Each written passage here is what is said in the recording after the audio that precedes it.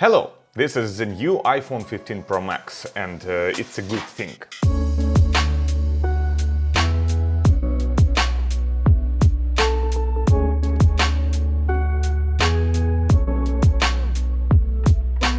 In this video I will tell you about my new iPhone 15 Pro Max and why this is the first real Pro iPhone for me. Let me start by saying that for me iPhone is not just a phone. This thing constantly helps me in my daily work. It relates to video development. I film a lot for my YouTube channels. The topics are very different as well as shooting conditions. For instance, cycling, car videos, gadgets, traveling around the world, etc.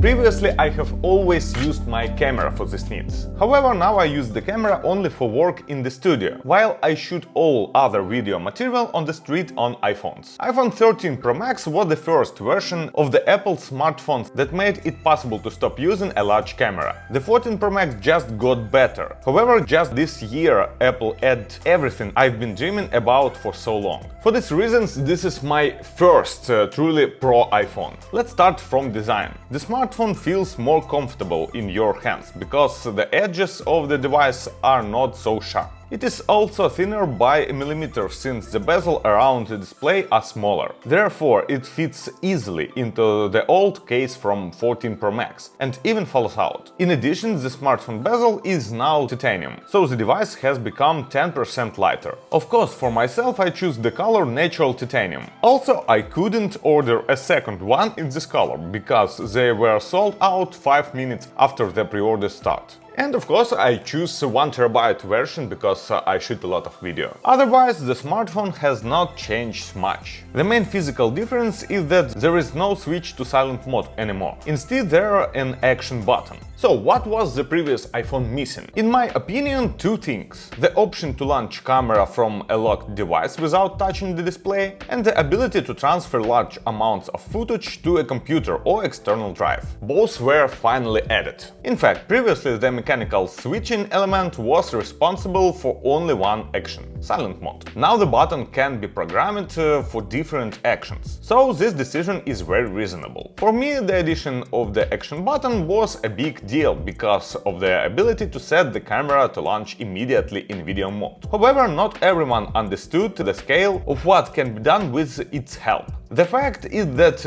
in addition to basic standard functions, such as switching silent mode, turning on the camera or flashlight, Apple added the ability to launch any command using the action button. It is an almost limitless number of options that you can come up with. For example, someone configured the garage gate to open by pressing the button. Or you can make sure that different functions are enabled depending on the selected mode. For example, you create different modes: video shooting, meeting, relaxing, etc. And then when you turn on the video shooting mode, the action button will turn on the camera. During the meeting, notes will be opened and when you are resting, YouTube or Netflix will be turned on. If the mode is not selected, a menu will be displayed that you can customize for yourself. For example, launching podcasts, music, games, etc. Commands can be used to program any sequence of actions using standard or third-party applications, internet services, and so on. But as I told you, I really need to open the camera in video mode by pressing this button,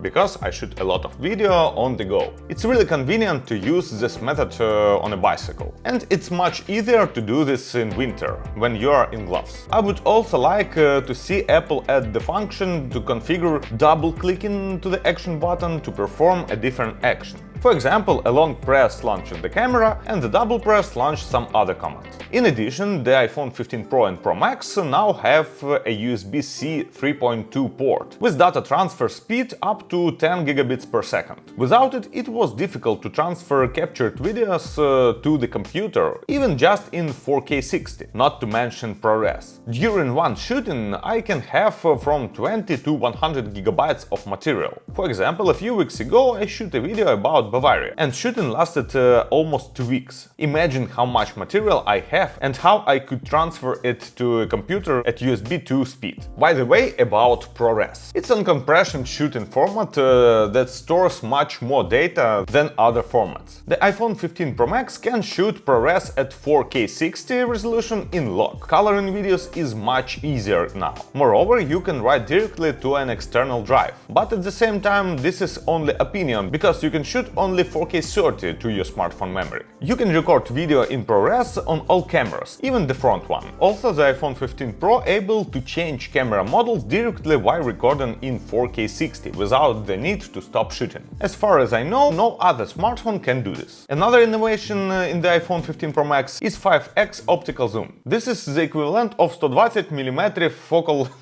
This is the equivalent of 120mm focal length. Using this model, you can do very interesting framing. Firstly, I explored this kind of zoom while using the Huawei P30 Pro, and since that moment such telephoto camera in smartphones is my favorite camera. I took my best photos with it. But Apple made this camera not periscope, but prismatic. Thanks to this, it became possible to make the aperture the same as before at 3x zoom. It's f2.8. It means that more light falls on the sensor. And when you are shooting at a distance of the 1.5 to 2 meters from the subject, the background is well separated. Another cool feature of the device is new portrait mode. Now you don't need to take pictures separately in normal mode and portrait mode. If there is a person in the frame, the smartphone will automatically recognize it, and then you can turn on portrait mode while editing this photo. And even you can choose the focus point. This doesn't work with the objects by default, but if you simply touch an object in the display while shooting, depth data will also be recorded. And this is really cool. The main wide-angle camera and ultra-wide-angle camera have not changed physically, but photo processing has changed, thanks to the new processor. Now the dynamic range is wider, and by default you can take photo in 24 megapixel resolution. The difference in details is exactly 2 times, compared to 12 megapixel of iPhone 14 Pro.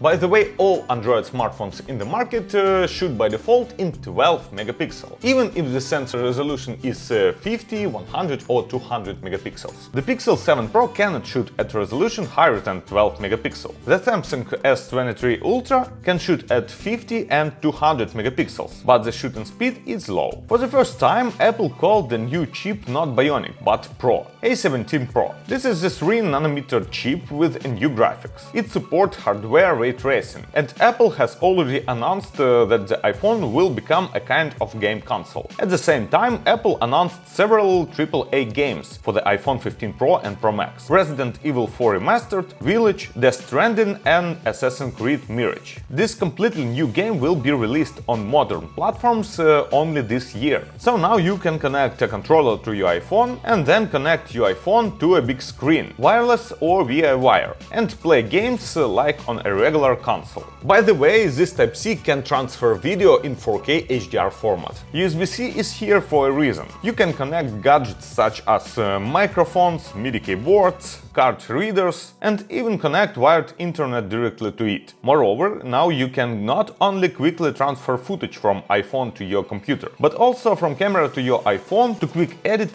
directly on iPhone in LumaFusion. So, with the fast USB-C interface, with the ability to shoot video in 4K 60 in ProRes directly to your portable SSD, and of course with a new action button, iPhone 15 Pro Max is really the first Pro iPhone for me. If you like this video, please write something in comments below and leave your like. Thank you for watching, bye!